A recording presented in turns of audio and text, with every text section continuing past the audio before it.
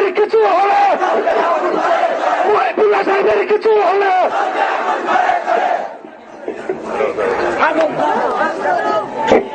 আমরা জানি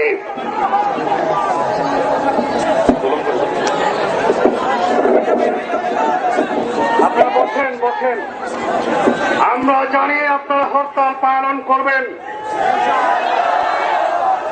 কিন্তু এই হরতালের হয়ে পালিত হবে কোন রিক্সা এবং সাইকেলও কোন রাস্তায় চলবে না।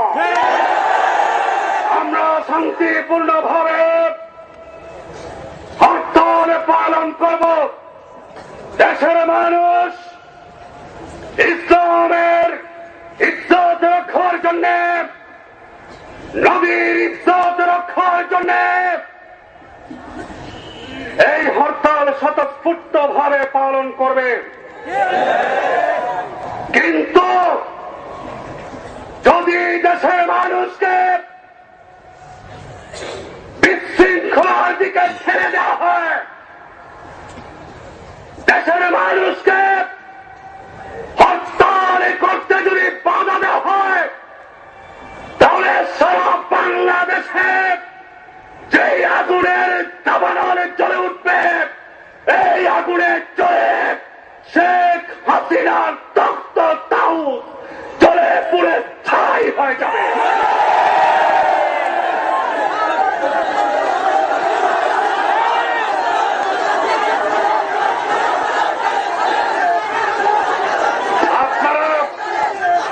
আপনারা আমাদেরকে ওলামায়ে কেরাম অত্যন্ত সরল, ওলামায়ে কেরাম অত্যন্ত সরল, অত্যন্ত নিরীহ প্রকৃতির মানুষ।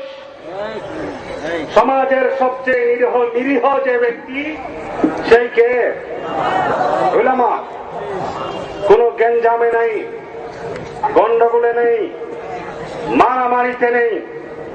কিন্তু উলামায়ে কেরাম যখন তাদের বুকে হাত দেওয়া হয়, যখন কোরআনের উপর আঘাত করা হয়, তখন মুসলিম এই উলামারা সিংহের মতো গর্জে উঠে। তারা কোন রক্ত চক্ষুর সামনে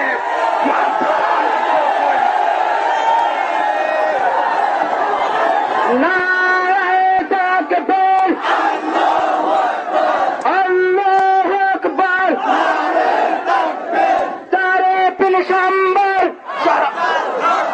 সকালে সন্ধ্যা হরতাল,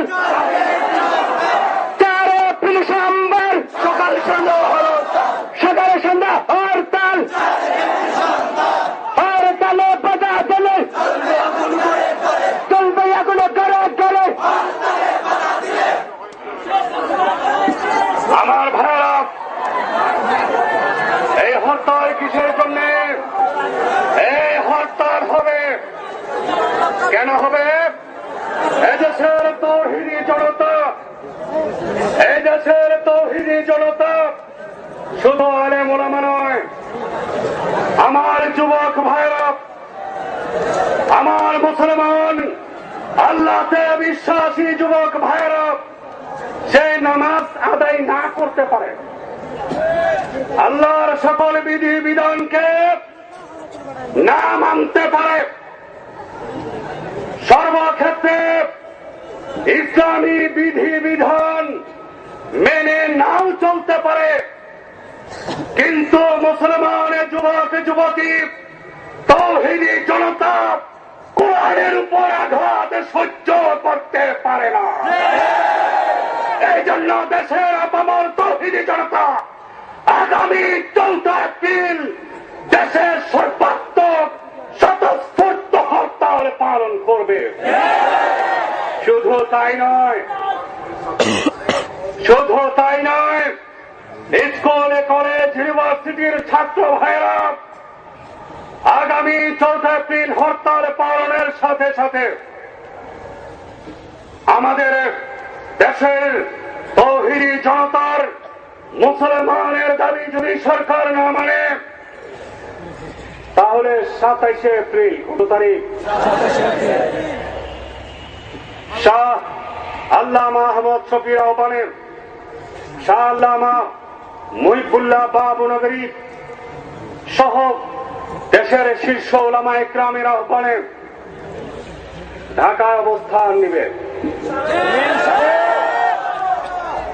এবং ঢাকার নির্দিষ্ট একটি জায়গাকে কোরআনী স্কোয়ার ঘোষণা করে যতদিন মুসলমানের দাবি আদায় না হবে ততদিন পর্যন্ত পুরা ঢাকা অবরোধ থাকবে।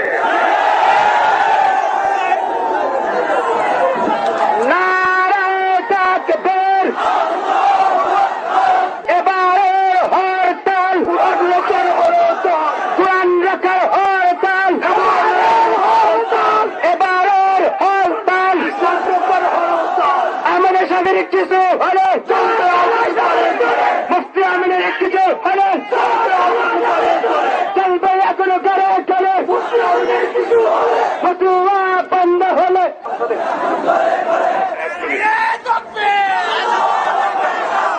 আমরা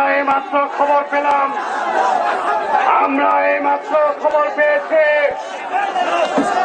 বলা হয়েছে 24 ঘন্টার মধ্যে হরতাল প্রত্যাহার। মুফতি আমিন সাহেব যদি 24 ঘন্টার মধ্যে হরতাল প্রত্যাহার না করে তাহলে মুফতি আমিনীকে গ্রেফতার হতে পারে।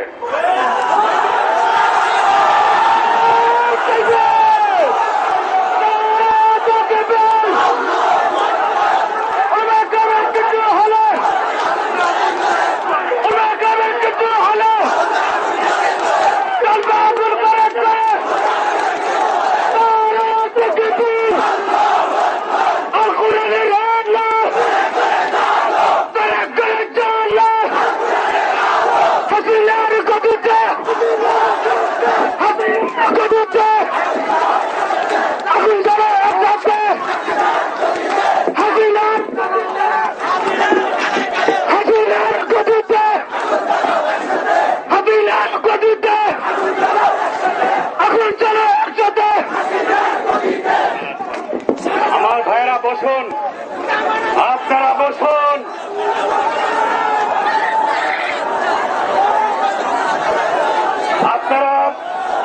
আপনারা এই জনসমুদ্রের সামনে আমার প্রশ্ন, আপনারা কি গ্রেফতারকে ভয় করেন?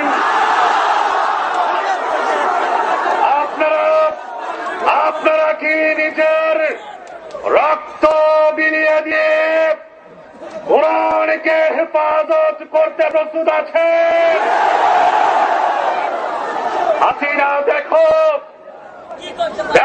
বাংলাদেশ জেগে উঠেছে। এক আমিনীকে গ্রেফতার করা হবে।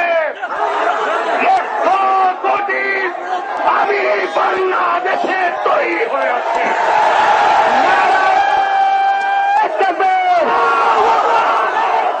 আমিনী সাহেবের কিছু হলে আমিনী সাহেবের গ্রেফতার হলে সারা বাংলায় আগুনে জ্বলবে। আমিনী সাহেবের গ্রেফতার হলে আমার ভাইরা, আমরা পরিষ্কার বলে দিতে চাই, আমরা হনুমানের বিলকিকে ভয় করি না। বাঘের গর্জন সহ্য করা যায়, হনুমানের বিলকি সহ্য করা যায় না। হনুমানের মতো বিলকি দাও কেন? আমরা কারো রক্ত চক্ষুকে ভয় করি না। আমরা জেল জুলুমকে তোয়াক্কা করি না। কত গ্রেফতার করবে? সারা বাংলাদেশকে কারাগারে পরিণত করেও বাংলাদেশের তৌহিদি মানুষের দাবি থেকে তাদেরকে এক চুল পরিমাণ হটাতে পারবা না। আপনাদের সবাইকে আগামী দিনের সকল আন্দোলনে অংশগ্রহণ করার আহ্বান জানিয়ে আমি আমার বক্তব্য এখানেই শেষ করছি। আসসালামু আলাইকুম ওয়া রাহমাতুল্লাহি ওয়া বারাকাতুহু।